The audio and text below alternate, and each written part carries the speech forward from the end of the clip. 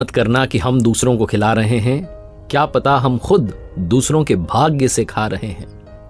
नमस्ते दोस्तों, मैं हूं आरजे कार्तिक। एक रेस्टोरेंट की कहानी जहां का नाश्ता बड़ा फेमस था। सुबह सुबह वहां बहुत भीड़ आती थी और उस भीड़ में एक आदमी आता था, चुपके से नाश्ता लेता था, खाता था और बिना पैसे दिए निकल जाता था। वहां का नाश्ता धीरे धीरे पॉपुलर होता जा रहा था, भीड़ बढ़ती जा रही थी। एक बिजनेसमैन था, उसने आना शुरू किया। पहले दिन उसे नाश्ता अच्छा लगा तो लगातार आने लगा और उसने ये चीज़ नोटिस की कि एक आदमी आ रहा है, चुपके से खा रहा है, निकल जा रहा है, पैसे नहीं दे रहा है। पहले दिन उसे लगा ठीक है भाई, आया होगा कोई। लगातार जब उसने देखा कि 4-5 दिन, हफ्ता हो गया, ये तो आता ही जाता है, इसका नुकसान कर रहा है रेस्टोरेंट वाले का, तो उससे रहा नहीं गया। वो गया रेस्टोरेंट के मालिक के बारे में पूछा, बोले कहाँ है? बोले वहाँ बैठे हुए हैं। जाकर के बोला भाई साहब आपसे एक इंपॉर्टेंट बात करनी है। उसने कहा थोड़ा सा कस्टमर ज़्यादा है, अभी फ्री हो जाएं, अगर आपके पास टाइम हो तो हम फ्री होकर बात करते हैं। उसने कहा ठीक है। रुका हो, इंतज़ार किया उसने कि आज तो बता के जाऊँगा। जब भीड़ कम हो गई, लोग कम हो गए, कस्टमर कम हो गए, तो गया फिर से मालिक के पास। बोला भाई साहब अब बात करनी है, इंपॉर्टेंट बातें, ध्यान से सुनना। बोले बताओ। बोले आपके यहाँ पर एक आदमी आता है, जब भी भीड़ पड़ती है ना नाश्ते के लिए, तो चुपके से आता है, नाश्ता लेता है, लेकिन पैसा नहीं देता, बिना पैसे दिए नाश्ता करके निकल जाता है। और 1-2 बार होता तो चल जाता, मैं हफ्ते भर से आ रहा हूँ, वो रोज दिखता है, हफ्ते भर से आपका घाटा हो रहा है।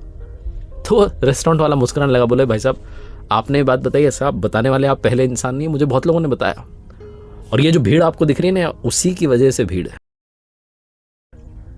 वो बिजनेसमैन था, उसने कहा क्या बात कर रहे हो आप, जो आदमी आपका घाटा कर रहा है आप करो, उसकी वजह से भीड़ आई है? बोले हाँ, पहली बार जब मुझे किसी ने बताया ना कि यहाँ पर एक आदमी आता है, चुपके से नाश्ता लेता है, खाता है, बिना पैसे दिए चला जाता है, तो मैंने उसको फॉलो किया, उसका पीछा किया। ये पास में जो सिग्नल है ना, वहां पर वो भीख मांगता है। ना मैंने उसकी कभी इंसल्ट की, ना कभी उसे गलत कहा, ना कभी उसे भगाया, ना कभी उसे डांटा, मैंने कुछ बोला ही नहीं। मैंने एक दिन देखा, पता है क्या, वो रेस्टोरेंट के बाहर था और हाथ जोड़ के ऊपर वाले की तरफ कुछ कह रहा था। शायद वो कह रहा था कि इस रेस्टोरेंट में भीड़ आ जाए तो मैं चुपके से जाऊं, खाऊं, बिना पैसे दिए निकल जाऊं। ये जो भीड़ आती है ना भाई साहब, ये उसी की वजह से आती है, उसकी प्रार्थना की वजह से आती है। उसी भीड़ में वो आता है, नाश्ता करता है, चला जाता है। बिजनेसमैन की आंखें खुल गई, उसे समझ में आया कि ग्रैटिट्यूड क्या होता है। वरना वो सोच रहा था कि एक कस्टमर आकर के नुकसान कर रहा है, तब भी बड़ा नुकसान हो रहा है। प्रार्थनाओं का कमाल होता है। कई बार हमें लगता है कि हम अपनी वजह से आगे बढ़ रहे हैं, कई बार दूसरों की दुआएं, प्रार्थनाएं हमारे लिए कमाल कर रही होती हैं। इसलिए लाइफ में सबकी वैल्यू करना शुरू कीजिए, सबके लिए प्यार अपने हृदय में लेकर के आइए, ग्रैटिट्यूड शो करते चलिए, धन्यवाद करते चलिए, आसपास के लोगों का भी और ऊपर वाले का भी। आपको लगता है आप कर रहे हैं, सब कुछ वो कर रहा है।